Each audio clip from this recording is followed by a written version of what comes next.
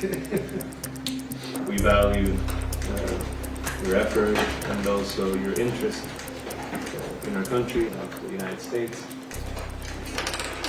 and our way of life.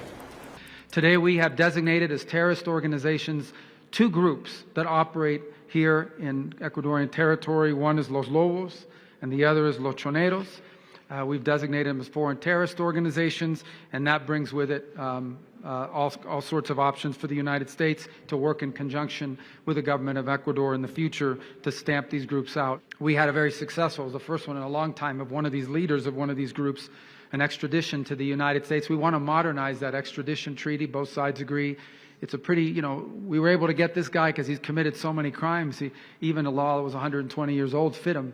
But we need to modernize it, and we're going to work together on that. Today I can announce that we are going to be providing $13.5 million to help Ecuador with improve its ability to provide security for its citizens and take on the combat drugs and crime.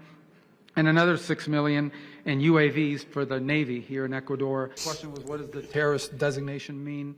It means that we can now, number one, go after the money, the properties, the banking system of anyone who's related to these groups. In the end, what you find is these groups are making money. That money finds its way into the U.S. or dollarized banking system.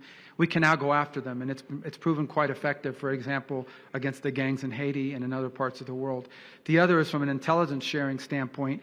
It now allows us to share intelligence that can be actioned for potentially lethal operations, and by that means the ability to kill terrorists. It says that somehow Venezuela is not involved in the drug trade because the UN says they're not involved in the drug trade. I don't care what the UN says. The UN doesn't know what they're talking about. Maduro is indicted by a grand jury in the Southern District of New York. That means the Southern District of New York presented the evidence to a grand jury, and a grand jury indicted him. And then a superseding indictment came out that was unsealed about 1.5 years ago that specifically detailed Maduro's actions. So number one, let there be no doubt, Nicolas Maduro is an indicted drug trafficker in the United States, and he's a fugitive of American justice.